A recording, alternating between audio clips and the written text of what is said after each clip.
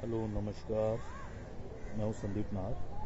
आप लोगों ने मुझे कई फिल्मों में देखा होगा, एम एस धोनी का अनटोल्ड स्टोरी फिल्म के अंदर, जिसमें मैंने छोटू भैया का किरदार निभाया था। और आज ये वीडियो बनाने का एक मेरा मकसद ये है। वैसे तो आपको सुन के बड़ा अजीब लगेगा कि मैं कैसी बातें कर रहा हूँ, बट लाइफ स्मूथ नहीं चल रही। लाइफ में काफ़ी सारी प्रॉब्लम्स हैं जो मैं मानता हूँ, लेकिन मैं आज मेंटली थोड़ा स्टेबल नहीं हूँ। स्टेबल इसलिए नहीं हूँ क्योंकि मेरी वाइफ कंचन शर्मा वो क्या रहा है, 1.5-2 साल से एक ट्रोमा से मैं निकल रहा हूँ और मैं उसको फेस भी कर रहा हूँ और उसको समझा के थक चुका हूँ काफ़ी चीज़ों को। वो एक ही पास्ट की बातें, एक ही बातें रिपीट करना, रोज़ लड़ना, 365 दिन में से मैं कह रहा हूँ 200 बार सुसाइड की बातें करना, मर जाऊंगी, तुझे फंसा दूंगी, तेरा करियर स्पॉइल कर दूंगी, तेरे खानदान को फंसा दूंगी। तो ये सुन के मैं बहुत ही इरिटेट हो चुका हूँ। मैं उसको हर बात पॉइंट पे समझाता हूँ, कंचन देखो ये बात ऐसे नहीं ऐसे है, ऐसे नहीं ऐसे है, इस चीज़ को समझो। वो मेरी फैमिली को गालियाँ देती है, मेरी माँ से इतनी नफरत करती है, मेरे हर परिवार वाले को।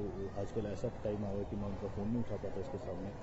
और बहुत सारी चीज़ें हैं, बहुत सारी चीज़ें ख़राब हो चुकी हैं, इतनी ख़राब हो चुकी है कि मैं अब ले नहीं पा रहा हूँ। दिमाग में इतना स्ट्रेस इसने दे दिया है। काम को लेकर यहाँ बॉम्बे में स्ट्रेस होता है, हर चीज़ को लेकर होता है, बट काम का स्ट्रेस फिर भी झेला जा सकता है, बट ये औरत का स्ट्रेस है, ये झेलना बहुत मुश्किल हो चुका है। मुश्किल इसलिए हुआ है कि ये काफ़ी ऐसी ऐसी बातें मुझे बोल देती है, बहुत ऐसी ऐसी बातें बोल देती है जिसका मेरी लाइफ में बिल्कुल भी कोई वैलिड पॉइंट नहीं। मैं बोल बोल के थक चुका हूँ। ये मेरा नाम किसी से भी जोड़ देती है। मैं 2 साल से इसके साथ हूँ, 24 घंटे हम साथ में रहते हैं, उठना बैठना हर चीज़ें होती हैं, लेकिन ये कहीं ना कहीं शक का कोई इलाज नहीं होता। शक करती है, हर चीज़ पे लड़ती है, और इसका लड़ना नॉर्मल लड़का नहीं है। ये जैसे साइको होते हैं, मतलब एक होता है शराबी इंसान, वो दारू पीता है और लड़ता है, लेकिन जब उसकी दारू उतर जाती है तो वो नॉर्मल हो जाता है ना।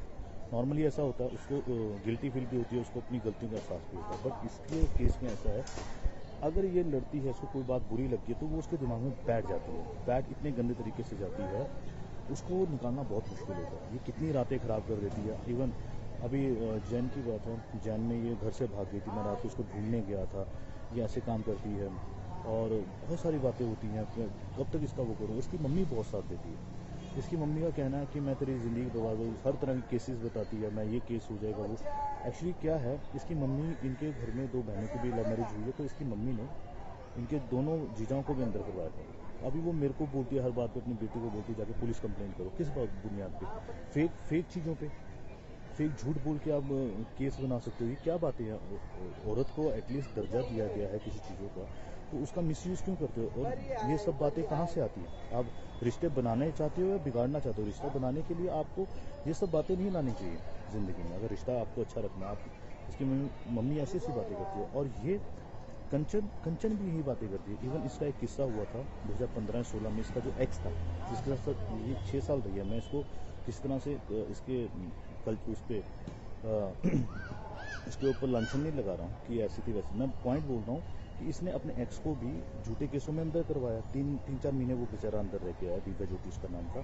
तो ये सेम पॉइंट मेरे साथ कर रही है, और इसी जिद की वजह से इसने मुझसे शादी की थी उस टाइम पे कि मैं ये कर दूंगी वो मैंने तरस करके इस पर शादी की। तरस में चलो यार, मुझे लगा ऐसा कोई नहीं है, कर लेता हूँ। आज नहीं, इसकी लाइफ ख़राब हो जाएगी। एक बोल रही थी मुझे मर जाऊंगी, पंखे में लटकने की आदत, सुसाइड की बातें करती है। तो उस पॉइंट पे मैंने कर ली। फिर ये मेरे घर आई, ये 2019 की बात मैं बोल रहा हूँ, और उस टाइम पे हमारी बात हुई थी कि यार कि शादी हम कर रहे हैं, बट घर में नहीं बताएंगे, अगर जमी तो चलाएंगे, नहीं जमी तो फिर अलग हो जाएंगे, है ना, किसी को इतना डिस्क्लोज नहीं करते। फिर वो हमारी नहीं बनी आपस में, तो फिर मैं कोरोना की वजह से घर गया था। जब कोरोना की वजह से मैं घर गया था, तो उस टाइम पर इस लड़की ने मेरे घर पे आने की बात की, तो इसको उस टाइम मैरिज सर्टिफिकेट चाहिए था, तो मेरे घर वालों ने अच्छे से इसका वेलकम किया। घर पे आते ही ये वहाँ 5-6 बार क्लेश कर चुकी थी। घर आई 18 जून को आई थी, आई थी जून को आई थी, और इसमें 5 दिन बाद ही, चूँकि उस टाइम कोरोना काल था, तो गवर्नमेंट ने भी बोला था कि आपके घर में अगर कोई बाहर से आता है बॉम्बे से, तो आपको इन्फॉर्म करना पड़ेगा। एसएचओ ने बोला था, तो हमने उस चीज़ को छुपाया था थोड़ा, भाई नहीं बताएंगे, नहीं तो फिर पूरी फैमिली अंदर हो जाएगी। इतनी एक छोटी सी बात थी, बट इसको वो बात समझ में नहीं आई। मेरी भाभी ने बोला मेरी कज़न सिस्टर है ना, तो इस बात पे भड़की, तेरी भाभी ने क्यों बोला कि मेरी कज़न? अरे भाई सिंपल सी बात है, कोरोना का टाइम है, और ये तुम्हारी हमारी आपस की बात है। लोगों को पता लगा तो बॉम्बे से है, वहाँ छोटे छोटे बच्चे हैं, सबको अंदर कर देंगे। उस टाइम तो वैसे भी हमारे जो सरकारी हॉस्पिटल थे वो कोरोना के चक्कर में उन्होंने कोविड का हॉस्पिटल बनाया हुआ था और सबको वहाँ पे क्वारंटीन कर रहे थे उस टाइम पर।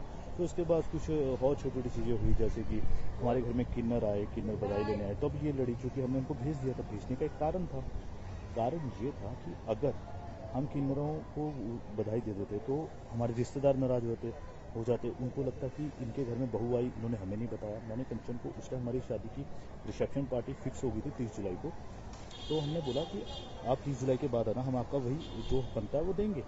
वो दिया भी, बट उस बात पे भी इसने क्लेश किया। बहुत सारी चीज़ें हुई, छोटी छोटी बातों पे क्लेश। ये बोलती मुझे घुमाने नहीं लेके जाते। अबे भाई, कोरोना में बॉर्डर सील हुए गए, हिमाचल बॉर्डर सील है, पंजाब बॉर्डर सील है, कैसे लेके जा सकते हैं? ये बात इसको समझ में नहीं आ रही। ये बोलती जिनकी शादी होती है उनके पति उनको घुमाने लेकर जाते हैं। मैंने बोला भाई, जिनकी शादी होती है उनके पति बेशक उनको घुमाने लेकर जाते हैं, बट उस टाइम पे कोरोना नहीं था। अभी कोरोना, अभी थोड़ा सब्र कर लो, बाद में चल लेंगे। ये बात उसको समझ में नहीं आ रही। तो हम आगे शॉर्टकट में बॉम्बे, क्योंकि वहाँ पे बड़े सुसाइड वाली बातें कर रही थी। मेरे घर वाले भी डर गए थे, उनको लगा कहीं ये लड़की की वजह से फैमिली पे कोई आफत उफत ना है, चूँकि वो कोई हंसा। तो मैं इसको बॉम्बे ले आया था। बॉम्बे में आके भी इसका सेम वही ड्रामा। सर्टिफिकेट शादी का मिल गया, फिर भी इसको सेटिस्फेक्शन नहीं हो रही है, एक सिक्योरिटी नहीं मिल नहीं रही है, और हर जगह से मुझे टॉर्चर कर रही है। बस मैं एक बात बोलना चाहता हूँ इस वीडियो के माध्यम से, अगर मैं कोई गलत स्टेप उठाता हूँ लाइफ में क्या, मेरा आजकल मेंटल पीस थोड़ा सही नहीं रहा, क्योंकि मैं रोज़ झगड़े नहीं ले सकता। सुबह उठो झगड़ा सेम बात पे, जिस पे 1000 बार पहले बात हो चुकी है, लड़ाई हो चुकी है, उस पर फिर अगेन सुबह उठो, दोपहर को झगड़ा, रात को झगड़ के सो। तो मेरे में इतनी कैपेसिटी नहीं, मेरी एनर्जी लेवल इतना नहीं है कि मैं बार बार हर चीज़ों को क्लियर करता हूँ। इसको एक बार बोल दे कंचन ऐसा नहीं है, ऐसा बात खत्म हो जाती है। अभी कल रात की बात है, इसने इंस्टाग्राम पे सर्च किया। अब सर्च में कोई किसी का कुछ चीज़ दिख जाती है तो उसमें मेरी क्या गलती है? किसी ने मुझे नहीं ब्लॉक किया तो भाई, जब ब्लॉक नहीं किया है तो उसमें मेरी गलती नहीं हो सकती। तुम मुझे बोलो तुम्हें वो पसंद नहीं है, तुम ब्लॉक कर दो, मैं ब्लॉक कर दूंगा। मैंने ऑन द स्पॉट बिना सोचे ब्लॉक किया है। और ये कोई छोटी छोटी बात है। हम स्कूल के बच्चों वाली, मैं इसको बोलता हूँ कंचन, स्कूल के बच्चे भी ऐसे नहीं लड़ते होंगे जैसे तुम मेरे साथ कर रही हो। तो ये कोई वैलिड प्रूफ नहीं, वैलिड बात नहीं है। आप वो बात बोलो। हाँ, अगर तुम मुझे बोलती इसको ब्लॉक करो और मैं नहीं करता, तब तुम लड़ने का मकसद बनाती ना। मैंने बोला कंचन अपना इंस्टाग्राम दिखाओ, अपना व्हाट्सएप दिखाओ, तुम्हारा एक्स का भी तो इसमें है ना फोटो, ये उसने तुझे ब्लॉक नहीं किया व्हाट्सएप पे, सिंपल सी बात है। कह रही मेरी उससे बात नहीं होती, तुम्हें पता है। तो मैंने बोला सेम यही चीज़ मैं कंचन तुम्हें बोल रहा हूँ कि मेरी भी कोई बात नहीं होती,